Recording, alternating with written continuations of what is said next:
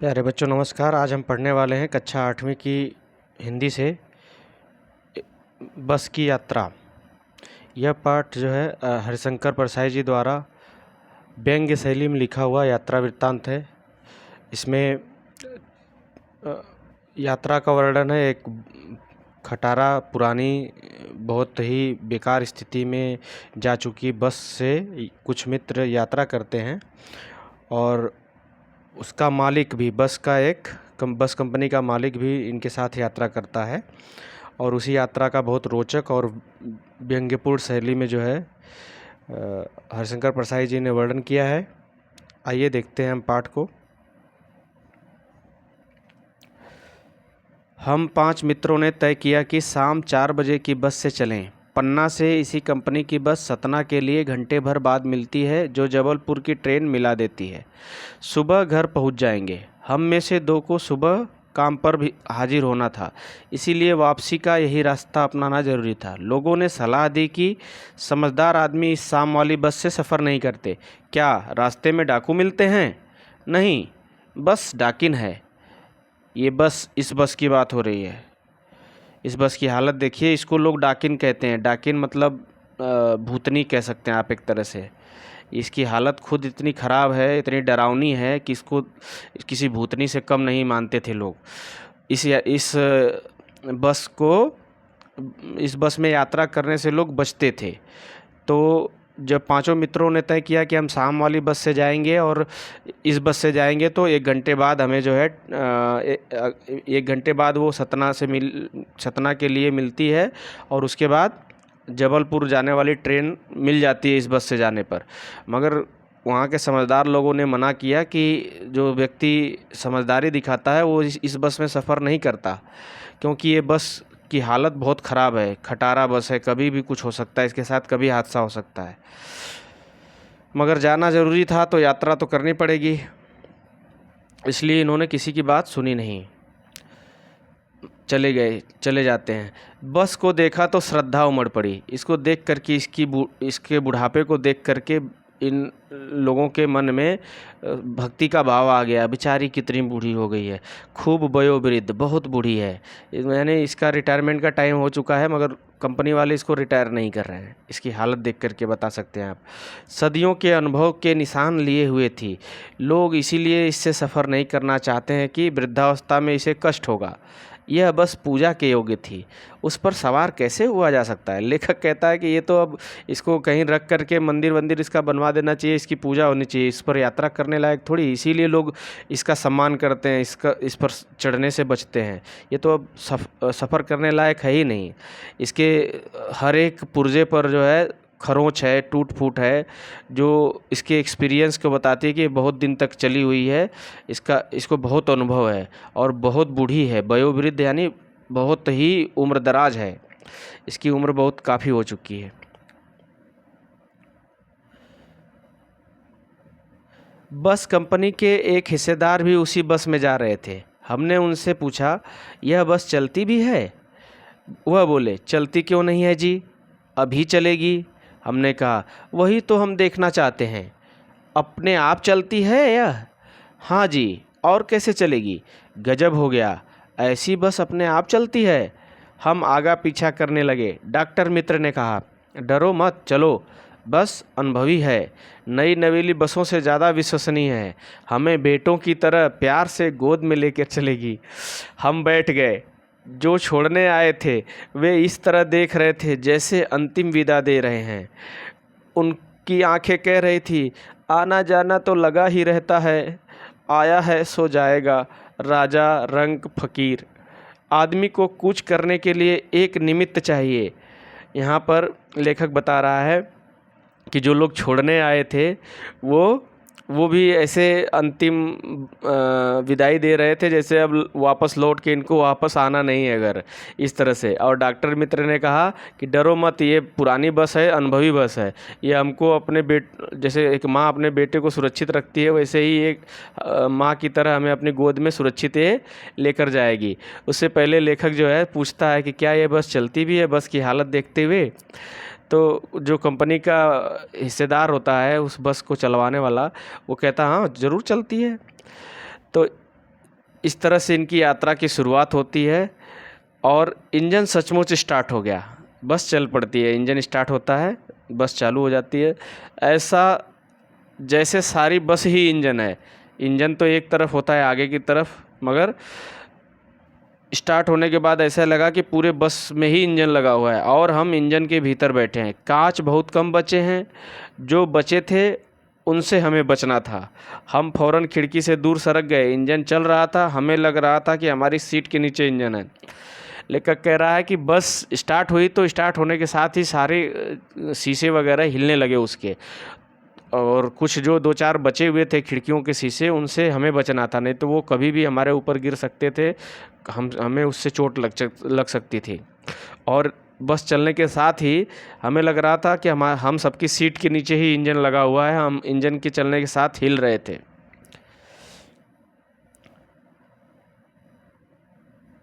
बस सचमुच चल पड़ी। हमें लगा यह गांधी जी के असहयोग और सविनय अवज्ञा आंदोलनों के वक्त अवश्य जवान रही होगी। उसे ट्रेनिंग मिल चुकी थी, हर हिस्सा दूसरे से असहयोग कर रहा था। पूरी बस सविनय अवज्ञा आंदोलन के दौर से गुजर रही थी। सीट का बॉडी से असहयोग चल रहा था। कभी लगता सीट बॉडी को छोड़कर आगे निकल जाएगी, कभी लगता कि सीट को छोड़कर बॉडी आगे भागी जा रही है। 8-10 मील चलने पर सारे भेदभाव मिट गए। यह समझ में नहीं आता था कि सीट पर हम बैठे हैं या सीट हम पर बैठी है।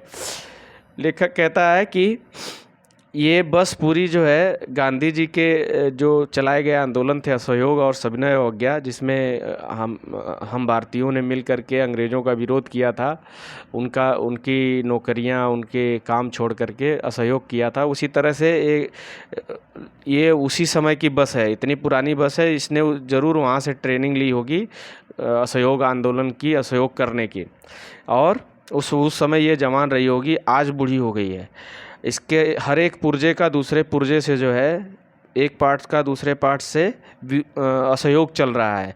कभी लगता है कि सीट यहीं रह जाएगी, बॉडी आगे निकल जाएगी, कभी लगता है बॉडी यहीं रह जाएगी, सीट आगे निकल जाएगी। इस तरह से कभी कभी लेखक को लगता था कि हम सीट पर बैठे हैं या सीट हम पर बैठी है, समझ नहीं पा रहा था कुछ लेखक और उसके मित्र। चलिए आगे देखते हैं। एकाएक बस रुक गई। मालूम हुआ कि पेट्रोल की टंकी में छेद हो गया है। ड्राइवर ने बाल्टी में पेट्रोल निकाल कर उसे बगल में रखा और नली डालकर इंजन में भेजने लगा। अब मैं उम्मीद कर रहा था कि थोड़ी देर बाद बस कंपनी के हिस्सेदार इंजन को निकालकर गोद में रख लेंगे और उसे नली से पेट्रोल पिलाएंगे, जैसे माँ बच्चे के मुंह में दूध की शीशी लगाती है। थोड़ी देर चलने के बाद ही बस अचानक से रुक जाती है और सबको बताया जाता है कि इंजन में जो पेट्रोल टैंक होता है उसके अंदर छेद हो गया है, और उसमें जो है अब इंजन में उस टंकी से सारा पेट्रोल निकाल करके उसको एक बाल्टी में रखा ड्राइवर ने, और वहाँ से उसकी जो पाइप होती है उसको निकाल करके उसी बाल्टी में डाल दिया। वहीं से इंजन को पेट्रोल मिलने लगा। तो लेखक ने सोचा कि अब लग रहा है कि इसके बस के मालिक आएंगे और उसको, जैसे एक छोटे बच्चे को माँ दूध की शीशी ले करके दूध पिलाती है उसके मुंह में, उसी तरह से इंजन को निकाल करके बस के हिस्सेदार यानी बस के मालिक जो हैं वो आकर के इंजन को गोद में उठा लेंगे और उसको ऐसे जैसे बच्चे को दूध पिलाया जाता है वैसे पेट्रोल पिलाएंगे।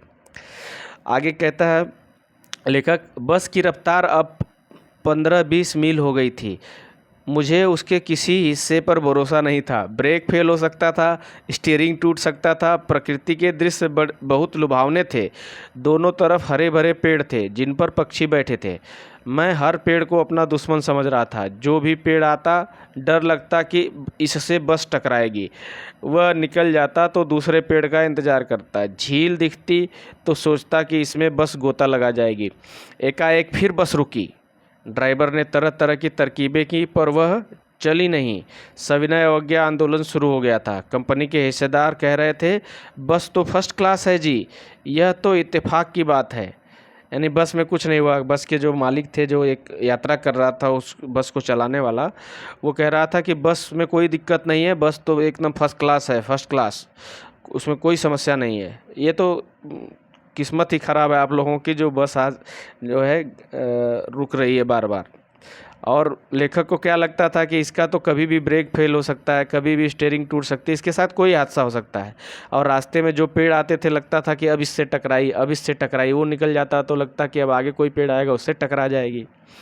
और कोई झील, कोई नाला दिख जाता लेखक को तो लगता कि अब इसमें कूद जाएगी, ये अभी डूब जाएगी।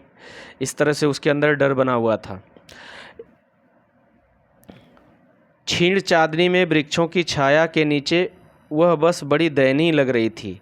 सबको देख करके बड़ा दया आ रहा था। ऐसी हालत में बेचारी, एक तो बूढ़ी सी बस, और उसकी हालत चलने लायक नहीं थी। ज़बरदस्ती उसके हिस्सेदार चलवा रहे थे उसको, उसके मालिक। तो रात का समय था और चांदनी हल्की हल्की थी, क्षीण हो चुकी थी, मतलब बहुत मध्यम मध्यम चांद उगा हुआ था, रोशनी बहुत कम आ रही थी, वृक्षों की छाया थी। जैसे कोई वृद्धा थक कर बैठ गई। बस की हालत रुकने के बाद ऐसी लग रही है जैसे कोई बूढ़ी स्त्री जो है थक करके रास्ते में बैठ गई हो। हमें ग्लानि हो रही थी कि बेचारी पर लद कर हम चले आ रहे हैं, अगर इसका प्राणांत हो गया तो इस बियाबान में हमें इसकी अंत्येष्टि करनी पड़ेगी। बियाबान यानी निर्जन स्थान जहाँ कोई है नहीं, बिल्कुल सुनसान जगह। और प्राणांत यानी मृत्यु। अगर ये कहीं बेचारी ने यहीं दम तोड़ दिया तो इसका हमें यहीं पर क्रियाक्रम करना पड़ेगा। हम इसके ऊपर बेकार में ही लद कर आ गए। लेखक सोचता है कि हमें नहीं आना चाहिए था, इस बेचारी की जान पर हमने आफत कर दी है इस पर बैठ के। ये बेचारी इतनी बूढ़ी है, अगर इसको कुछ हवा गया तो ये इसका क्रियाक्रम हमें यहीं करना पड़ेगा, इसी सुनसान जगह में। हिस्सेदार साहब ने इंजन खोला और कुछ सुधारा, बस आगे चली। उसकी चाल और कम हो गई थी। धीरे धीरे वृद्धा की आंखों की ज्योति जाने लगी, यानी उसकी जो लाइट जल रही थी वो भी धीरे धीरे कम होने लगी। इंजन को तो ठीक कर दिया और थोड़ी चलने लगी बस, मगर थोड़ी धीरे धीरे चल रही। चांदनी में रास्ता टटोल कर वह रेंग रही थी। आगे या पीछे से कोई गाड़ी आती दिखती तो वह एकदम किनारे खड़ी हो जाती और कहती, निकल जाओ बेटी, अपनी तो वह उम्र नहीं रही। एक पुलिया के ऊपर पहुँचे ही थे कि एक टायर फिस करके बैठ गया। वह बहुत ज़ोर से हिलकर थम गई। अगर स्पीड में होती तो उछलकर नाले में गिर जाती। मैंने उस कंपनी के हिस्सेदार की तरफ पहली बार श्रद्धा भाव से देखा। वह टायरों की हालत जानते हैं, फिर भी जान हथेली पर लेकर इसी बस में सफ़र कर रहे हैं। उत्सर्ग की ऐसी भावना दुर्लभ है। सोचा कि इस आदमी के साहस और बलिदान की भावना का सही उपयोग नहीं हो रहा है। लेखक कहता है कि बस वहाँ से इंजन सुधार होने के बाद थोड़ा आगे चलती है, उसकी रोशनी यानी उसकी लाइट थोड़ी कम पड़ जाती है, धीरे धीरे चलती है। मगर वो चांदनी रात में उजाली रात थी तो धीरे धीरे रास्ता टटोल करके धीरे धीरे रेंग रही थी, यानी धीरे धीरे चल रही थी। अगर कोई पीछे से दूसरी गाड़ी स्पीड में आती तो उसको अब खुद बेचारी साइड में हो जाती, उसको कहती, जाओ बेटी जाओ, हमारी तो अब उम्र हो चली है, हम धीरे धीरे आएंगे, तुम जाओ। तभी एक पुलिया के ऊपर जैसे ही पहुँचती है बस, एक टायर की स्थिति तो सारे टायरों की, पूरे बस की ख़राब थी। एक टायर जो है फिस करके बैठ गया, उसकी सारी हवा निकल गई और ज़ोर से हिल करके बस जो है रुक जाती है। थम जाना या न रुक जाना। और अगर लेखक कहता है कि ज़्यादा स्पीड में होती तो ये नाले में जा कर के कूद जाती बस, सबको ले करके उसी में सबको ले डूबती। और इस बार जो है कंपनी के हिस्सेदार पर लेखक को दया भी आती है और श्रद्धा भाव से उसकी तरफ देखता है कि इस बेचारे को पता है कि इसके बस की हालत क्या है, मगर फिर भी ये अपनी जान को जानबूझ करके हथेली पर लेकर के चल रहा है इसी बस से। हमारी तो मजबूरी है यात्रा करना, ये इसका मालिक है, फिर भी सब कुछ जानते हुए भी इसी बस से यात्रा कर रहा है। तो ऐसी भावना, ऐसा उत्सर्ग जो है कि हम जान रहे हैं कि हमारे साथ कुछ भी हो सकता है, फिर भी हम अपनी जान की परवाह किए बिना कोई काम करें, तो ऐसी उत्सर्ग की भावना जो है देखने को जल्दी मिलती नहीं है, दुर्लभ है। दुर्लभ मतलब जल्दी देखने को मिलती नहीं है। तो इस आदमी के साहस और बलिदान का सही उपयोग नहीं हो रहा है, यानी इसे तो कोई महान व्यक्तित्व होना चाहिए, ये तो बेकार में ही इस बस में मारा जाएगा किसी दिन। लेखक कहता है कि इसके साहस और बलिदान भावना का सही उपयोग नहीं हो रहा है, इसे तो किसी क्रांतिकारी आंदोलन का नेता होना चाहिए। ये तो किसी बड़े आंदोलन का नेता लग रहा है। इतना त्याग, इतना बलिदान की भावना तो किसी नेता में होती है, ये तो बेकार में यहाँ बस में फंसा हुआ है। अगर बस नाले में गिर पड़ती और हम सब मर जाते तो देवता बाहें पसार कर पसारे उसका इंतज़ार करते, उस स्वर्ग से उसका इंतज़ार होता। अगर ये बस नाले में कूद जाती और हम सभी मर जाते तो उस व्यक्ति का, जो उस बस का मालिक है, उसका इंतज़ार देवता लोग जो है बाहें पसार करके, बाहें खोल करके करते कि आ जाओ महान आत्मा, हम तुम्हारा ही इंतज़ार कर रहे थे। तुमने बहुत बड़ा त्याग किया, बहुत बड़ा बलिदान किया, तुमने अपनी जान की परवाह नहीं की, एक टायर नहीं बदला, भले जान गंवा दी। और कहते वह महान आदमी आ रहा है जिसने एक टायर के लिए प्राण दे दिए, मर गया पर टायर नहीं बदला। और देवता लोग क्या कहते कि ये महान आत्मा वही हैं जिन्होंने एक टायर के लिए प्राण दे दिया, टायर नहीं लगवाया बस में, भले अपनी जान गंवा दी। दूसरा घिसा टायर लगाकर बस फिर चली। अब हमने वक्त पर पन्ना पहुंचने की उम्मीद छोड़ दी थी। पन्ना कभी भी पहुंचने की उम्मीद छोड़ दी थी। क्या पन्ना, क्या कहीं भी कभी भी पहुंचने की उम्मीद छोड़ दी थी। लगता था ज़िंदगी इसी बस में गुजरनी है और इससे सीधे उस लोक को प्रयाण कर जाना है। आगे लेखक को लगता है कि अब हमें जो है दूसरा टायर जो लगाते हैं सब, वो भी पुराना ही लगाते हैं। और इन्होंने अब समय से वहाँ पन्ना जाने की उम्मीद छोड़ दी थी, जहाँ इनको पहुँचना था, जो ट्रेन पकड़नी थी जबलपुर के लिए, उस सब की उम्मीद छोड़ चुके थे आराम से। अब इनको लग रहा था कि अब इसी बस में ही हमारी पूरी ज़िंदगी गुजर जाएगी और आराम से इसी बस में ज़िंदगी गुजार के ऊपर चले जाना है, ऐसा उनको महसूस हुआ। उस लोक को प्रयाण कर जाना मतलब परलोक चला जाना। इस पृथ्वी पर उसकी कोई मंजिल नहीं है। हमारी बेताबी तनाव खत्म हो गए, हम बड़े इत्मीनान से घर की तरह बैठ गए। चिंता जाती रही, हंसी मजाक चालू हो गया। कभी कभी हमें ऐसा होता है कि हम बहुत परेशान होते हैं, जब कोई उपाय नहीं निकलता है तो हम अंत में उस परेशानी को ही छोड़ देते हैं कि जो होगा सो देखा जाएगा।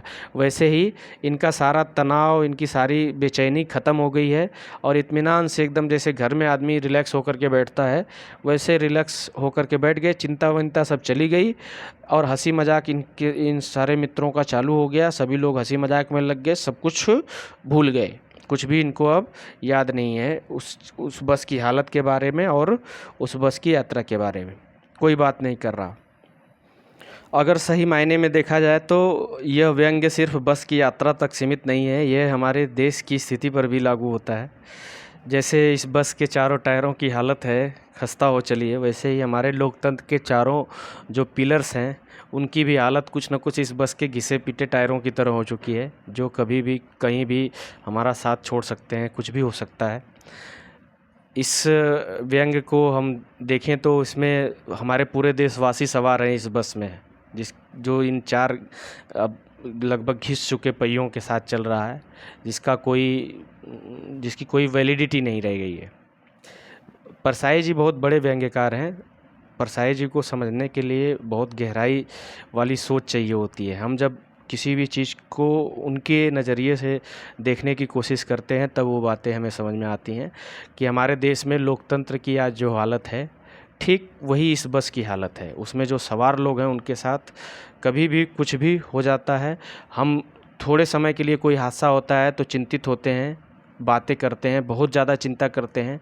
उसके बाद फिर धीरे धीरे चीज़ें सामान्य होती हैं और हम फिर अपनी मौज मस्ती में लग जाते हैं। यही क्रम लगातार चलता रहता है। जब कोई बहुत बड़ा हादसा होता है, कुछ दिनों तक मुद्दा उछलता है मीडिया में, इंटरनेशनल मीडिया में, फिर वो धीरे धीरे शांत होता जाता है और हम फिर अपनी मौज मस्ती में लग जाते हैं, बेफिक्री में जीते हैं। फिर कोई हादसा होता है तो उसके बारे में बात करते हैं। कुछ इसी प्रकार का व्यंग हरिशंकर परसाई जी ने इस पाठ के द्वारा हमारे सामने रखा है। आपको ये वीडियो कैसा लगा कमेंट करके ज़रूर बताइएगा और ज़्यादा से ज़्यादा लोगों के साथ इस वीडियो शेयर करिए, लाइक करिए, चैनल को सब्सक्राइब करिए, इस वीडियो को लाइक करिए। ये वीडियो यहीं समाप्त होती है। धन्यवाद।